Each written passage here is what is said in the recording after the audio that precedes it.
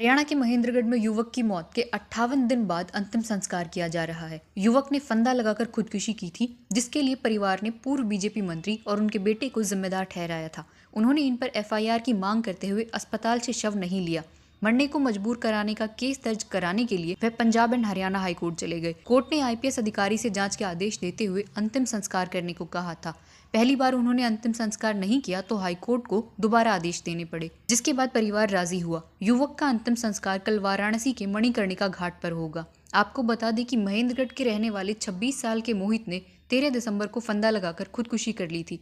14 दिसंबर को कनीना के सरकारी अस्पताल में शव का पोस्टमार्टम हुआ। हालांकि उसके बाद परिवार ने शव लेने से इनकार कर दिया। मोहित के पिता कैलाश चंद ने कहा कि उसके बेटे की मौत के जिम्मेदार पूर्व शिक्षा मंत्री रामविलास शर्मा, उनके बेटे गौतम शर्मा, रणधीर, जगत, विकास हांसी, जयवीर ढाणीपाल, सतवीर और कुलदीप हैं। उन्होंने इसे आत्महत्या के लिए उकसाया।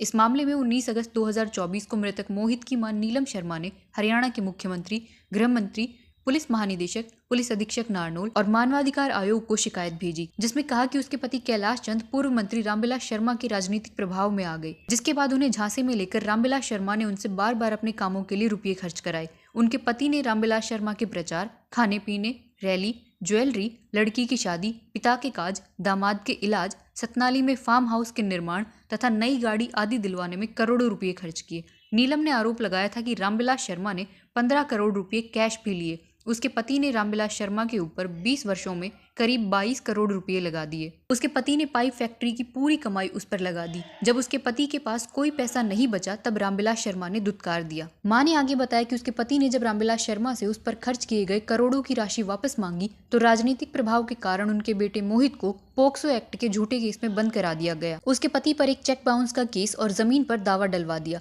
पुरानी पुश्तैनी हवेली पर भी कब्जा कर लिया। साथ ही खेत में लगे ट्यूबवेल का बिजली कनेक्शन कटवा दिया। बेटा जब जमानत पर बाहर आया तो शर्मिंदगी की वजह से उसने खुदकुशी कर ली। पुलिस ने इस मामले में 1 महीने तक केस दर्ज नहीं किया तो कैलाश चंद हाईकोर्ट चले गए। हाईकोर्ट ने 16 जनवरी को आदेश दिए कि इस मामले की जांच आईपीएस अधिकारी को दी जाए।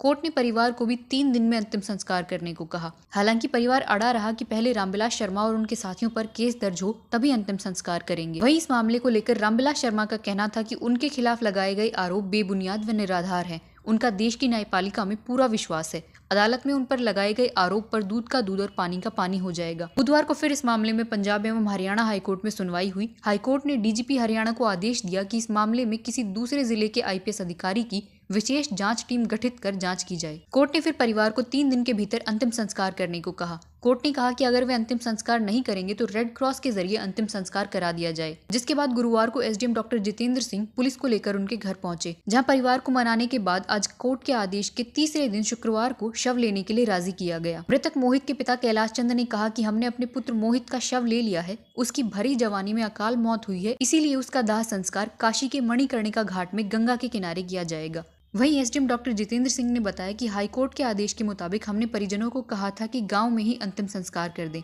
मगर परिवार ने काशी जाने की बात कही। हमने उन्हें एम्बुलेंस दी है। शव को वे अपने रिस्क पर काशी ले जा रहे हैं।